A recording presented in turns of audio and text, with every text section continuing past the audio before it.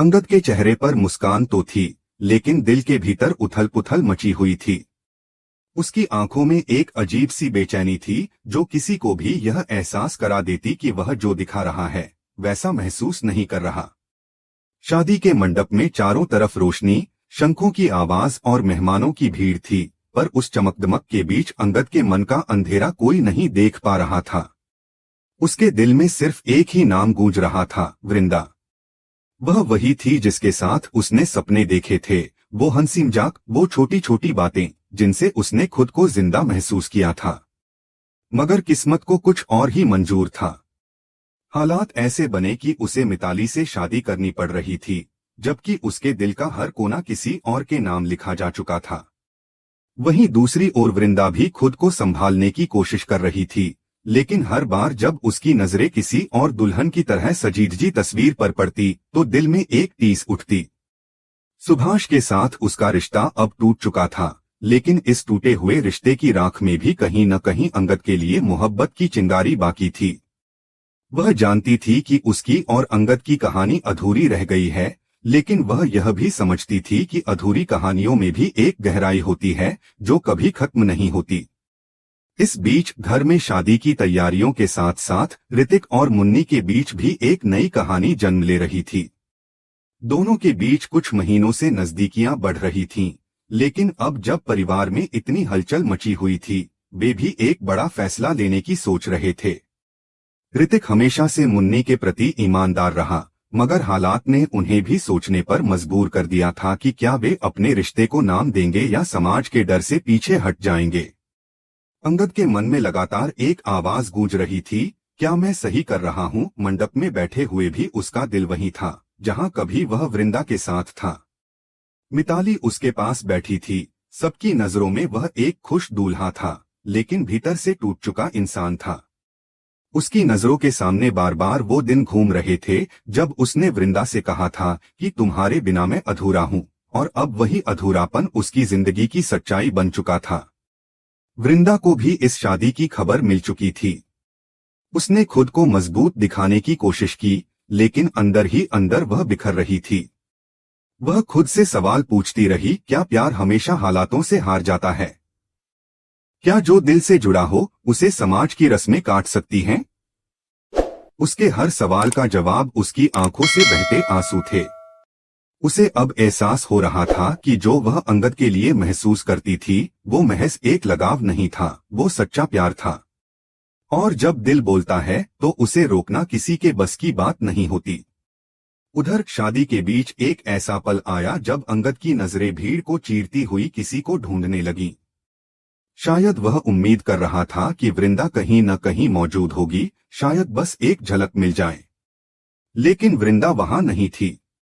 वह दूर खिड़की के पास बैठी थी, आंखों से आंसू बह रहे थे और दिल से प्रार्थना निकल रही थी, भगवान, अगर मेरा प्यार सच्चा है तो उसे सच्चाई का रास्ता दिखा। सुभाष भी इस सब को देखकर चुप था। उसे एहसास था कि वृंदा का दिल अब उसके पास नहीं, किसी और के पास है। उसने रिश्ते को खत्म करना ही बेहतर समझा, क्योंकि जब किसी के दिल में किसी और के लिए जगह हो, तो जबरदस्ती का बंधन किसी के लिए सही नहीं होता।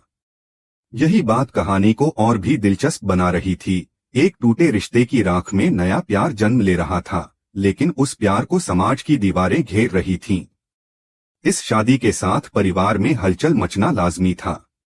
घर के बुजुर्गों को लगता था कि अब सब कुछ सामान्य हो जाएगा, लेकिन किसी को यह नहीं पता था कि अंगद के मन में चल रही जंग आगे कितनी बड़ी तूफान ला सकती है।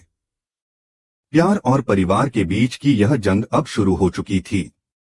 एक तरफ सामाजिक मर्यादाएं थीं, पर दूसरी ओर दिल की पुकार थी जो किसी नियम को नहीं मानती। ऋतिक और मुन्नी भी इस माहौल से प्रभावित हो गए थे। उन्हें लगने लगा कि अगर अंगद और वृंदा की कहानी अधूरी रह गई तो शायद उनकी भी वही नियति होगी। वे अब खुलकर अपने रिश्ते को स्वीकार करने का सोच रहे थे, चाहे उसके लिए उन्हें परिवार के खिलाफ ही क्यों न जाना पड़े। क्योंकि आखिरकार जब इंसान किसी से सच्चा प्यार करता है तो वह किसी डर को नहीं मानता। मिताली को भी धीरे धीरे यह महसूस होने लगा कि अंगद के मन में कोई और है। उसकी आंखों में जो खालीपन था, वह किसी झूठे रिश्ते का संकेत नहीं, बल्कि अधूरेपन की सच्चाई थी। वह समझ गई कि अंगद उसे कभी वो जगह नहीं दे पाएगा जो वृंदा की थी। मगर उसने खुद को शांत रखा, क्योंकि कभी कभी मजबूरियां भी रिश्तों का हिस्सा बन जाती हैं।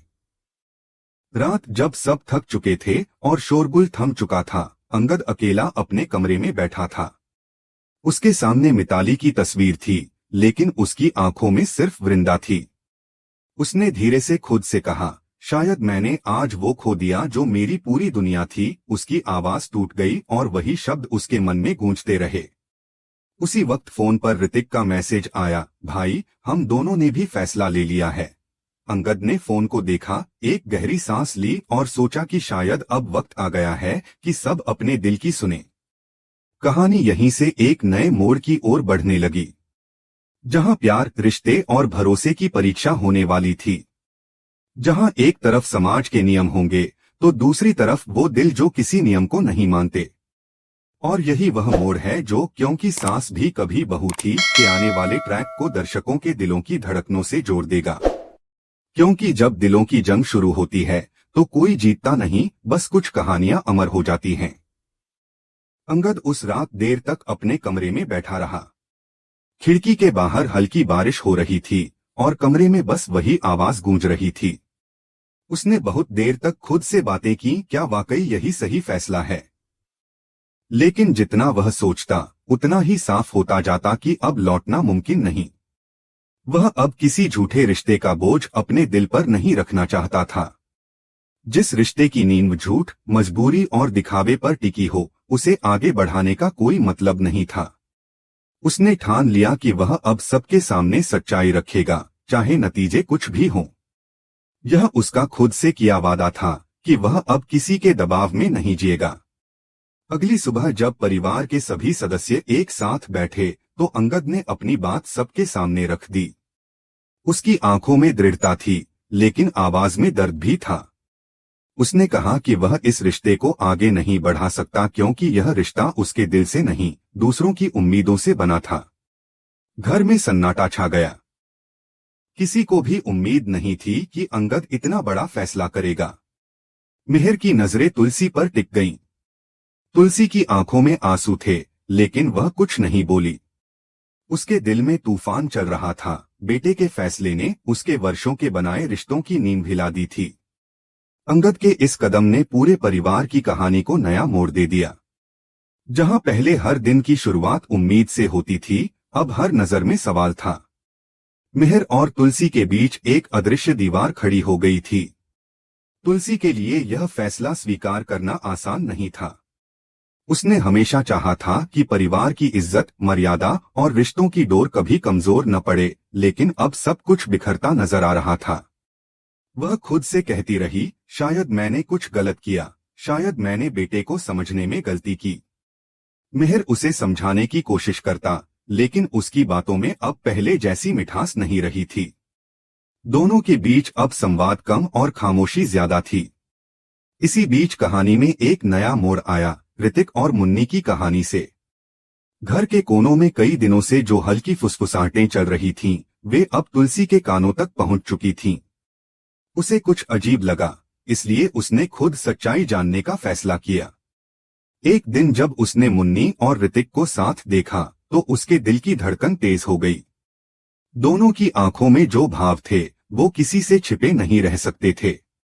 तुलसी वहीं खड़ी रह गई। उसे यकीन नहीं हुआ कि मुन्नी, जिस पर वह अपनी बेटी जैसा भरोसा करती थी, उसके दिल में उसके बेटे के लिए ऐसी भावनाएं होंगी। तुलसी का चेहरा गुस्से और दुख से लाल हो गया। वह सीधे मुन्नी के पास गई और तेज आवाज में बोली, मुन्नी, क्या यह सब सच है? क्या तू मेरे बेटे ऋतिक से प्यार करती है? मुन्नी डर से कांपने लगी। उसकी आंखों से आंसू बह निकले। उसने सिर झुका लिया और धीमी आवाज में कहा, मां जी, मैं चाहकर भी नहीं रोक सकी अपने दिल को। मुझे नहीं पता कब यह सब हो गया। यह सुनते ही तुलसी ने गहरी सांस ली और कहा, तूने मेरा भरोसा तोड़ दिया मुन्नी। मैंने तुझ पर बेटी से भी ज्यादा विश्वास किया था। तूने मेरे घर की मर्यादा पर चोट की है। मुन्नी की आंखों से आंसू थमने का नाम नहीं ले रहे थे। वह रोते हुए कहती रही कि उसका इरादा किसी को चोट पहुंचाने का नहीं था, लेकिन तुलसी का गुस्सा शांत नहीं हुआ। उसने उसे डांटते हुए कहा कि उसे तुरंत यह घर छोड़ देना चाहिए। कमरे में मौजूद सभी लोग चुप थे। किसी में इतनी हिम्मत नहीं थी कि कुछ कह सके। मुन्नी ने कांपते हुए अपनी चप्पल उठाई, अपनी कुछ चीजें समेटी और धीरे धीरे दरवाजे की ओर बढ़ी। उसका हर कदम भारी था, जैसे वह अपने हर सपने से दूर जा रही हो। जैसे ही वह बाहर निकली, उसकी आंखों के सामने सब धुंधला होने लगा। आंसुओं के बीच उसने देखा कि मेज पर रखा गिलास अचानक उसके हाथ से छूट गया। कांच जमीन पर बिखर गया और उसके टुकड़े उसके पैरों में चुभ गए।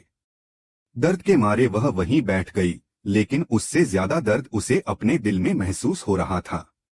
उसके पैरों से खून निकल रहा था, पर वह चुपचाप जमीन पर बैठी रही। तुलसी ने खिड़की से यह सब देखा, लेकिन वह कुछ पल तक वहीं जमी रह गई, न गुस्सा रहा, न शब्द।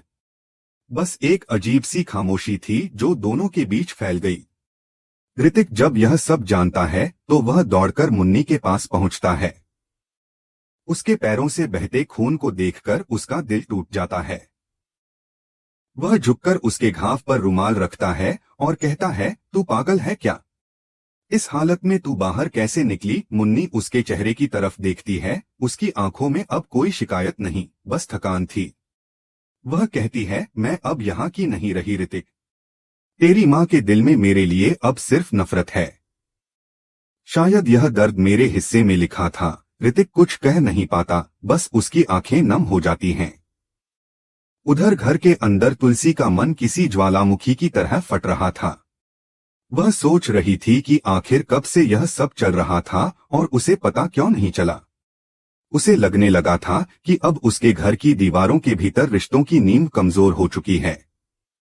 अंगद का फैसला, मिहिर से दूरी और अब ऋतिक मुन्नी की कहानी, सब कुछ मिलकर उसके जीवन को किसी अधूरे अध्याय जैसा बना रहे थे। रात होते होते वह मंदिर के सामने बैठी भगवान से सवाल करने लगी, क्या मैंने इतने सालों तक जो सिखाया वो सब गलत था? क्या मैंने अपने बच्चों को गलत समझा? उसकी आंखों से बहते आंसू थम नहीं रहे थे। वहीं दूसरी तरफ मुन्नी अपने घावों के साथ अकेली सड़क पर चल रही थी, लेकिन उसके चेहरे पर अब कोई डर नहीं था। उसने अपने दिल में ठान लिया कि अगर उसका प्यार सच्चा है तो एक दिन वह जरूर सम्मान पाएगा। कहानी अब एक ऐसे मोड़ पर थी जहां हर किरदार अपने फैसलों के बोझ तले दबा था। अंगद अपने सच के साथ अकेला था, तुलसी अपने रिश्तों के टूटने से टूटी थी, मिहिर दो दुनियाओं के बीच फंसा था और मुन्नी अपने प्रेम की सजा भुगत रही थी। लेकिन यही उन सबकी जिंदगी की नई शुरुआत थी, जहां सच भले दर्द दे, पर झूठ के साए से आजादी भी लाता है।